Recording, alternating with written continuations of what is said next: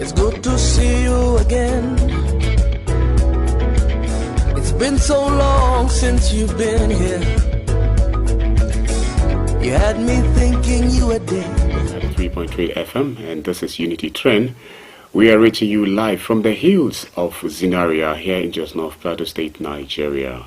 Today is Monday, the 15th day in the month of April, the year 2024. Iji Adamu is my name. You can call me Kubi, and I'll be just fine. In the studio this morning, I have two gentlemen seated to my left and right, and I'm so covered. Yes, to my right is Barrister Paul Zaruma. He is not a first-timer. In fact, if you will let me, I would say he's an in-house analyst. And so he'll be saying a very big good morning to our listener and viewer even right now. Good morning, listeners and viewers. Good afternoon, good evening, depending on where you are getting us from. Wish you another beautiful week ahead.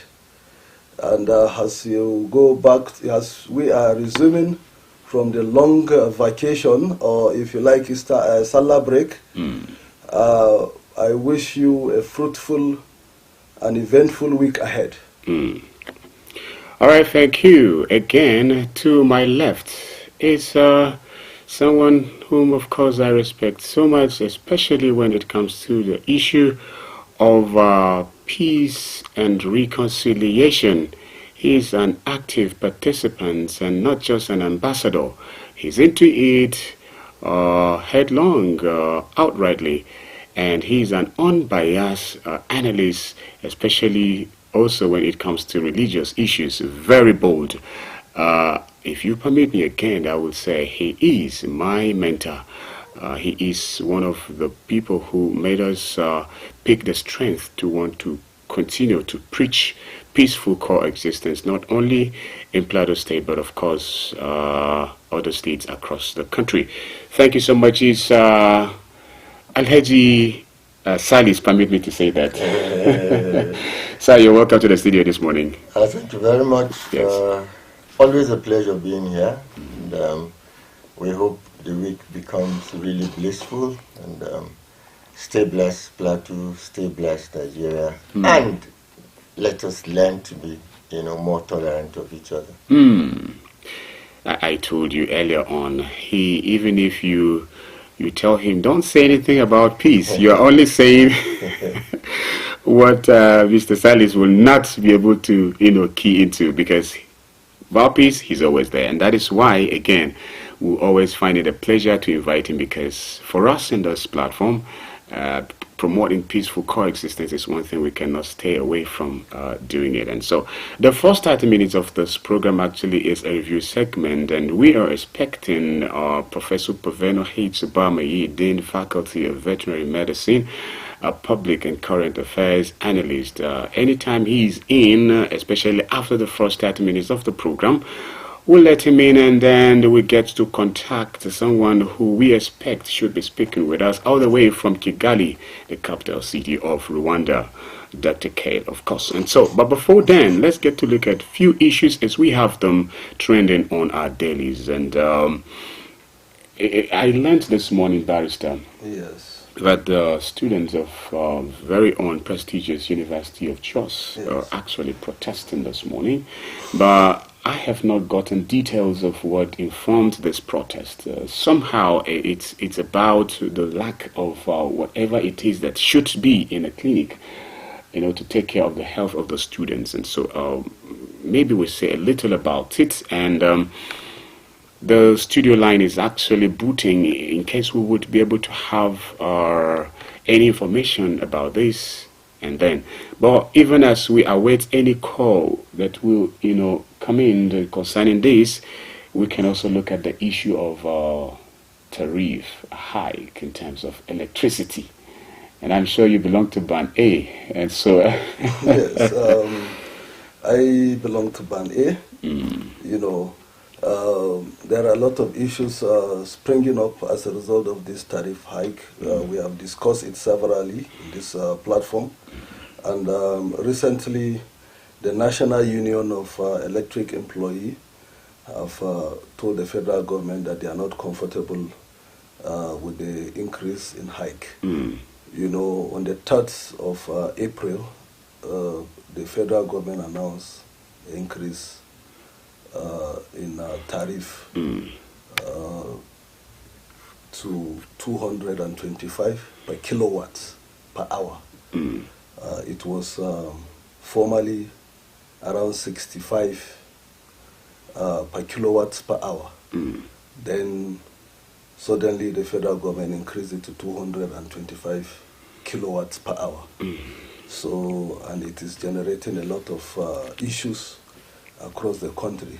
Mr. Adebi, the president of the National Union of Electric Employees, has called on the federal government to revert to the old price, or they will embark on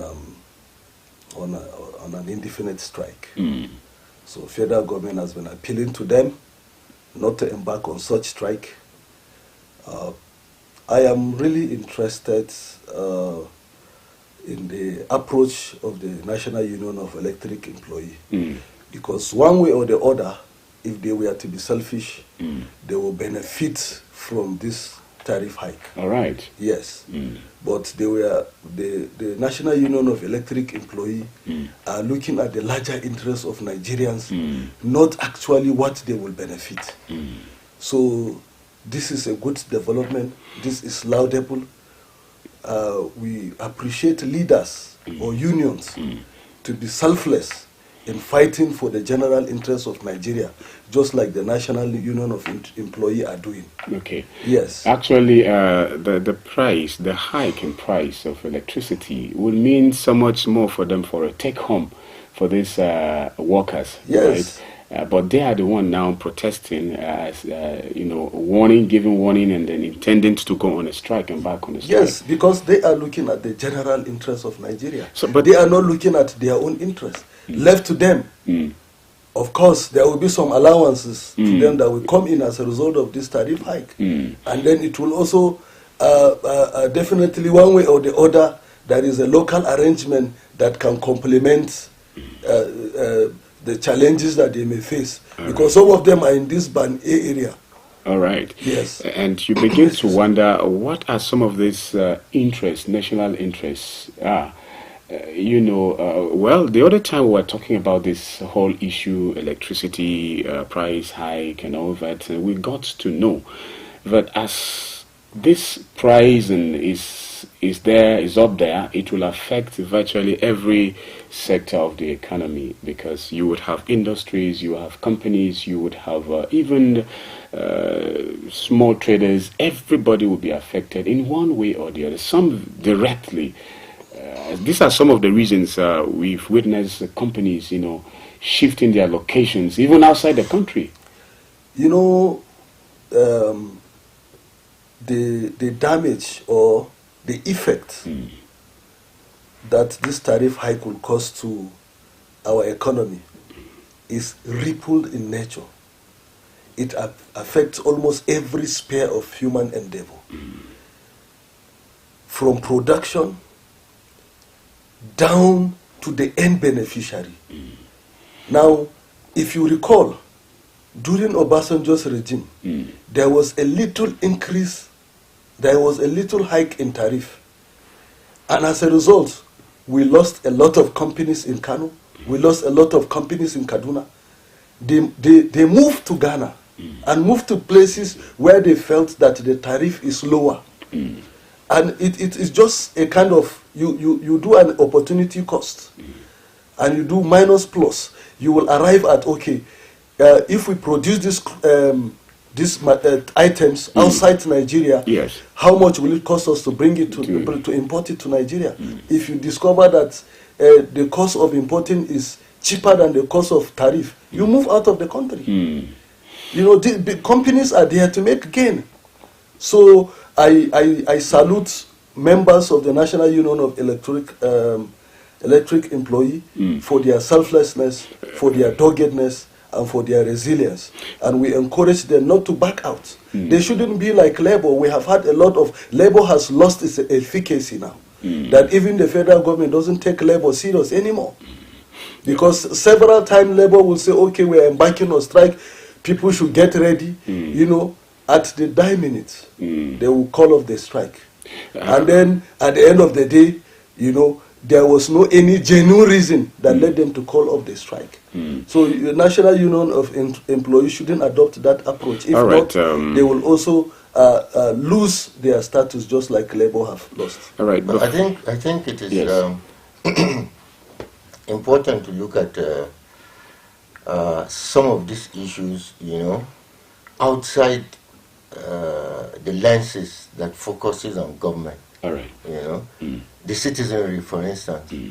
When you talk about Band A, it's basically power supply. It does not necessarily, you know, determine the class, the status of people living in that location where that power is given. All right. So Band A, there are people who live in the locations where Band A is effective, and they are the downtrodden.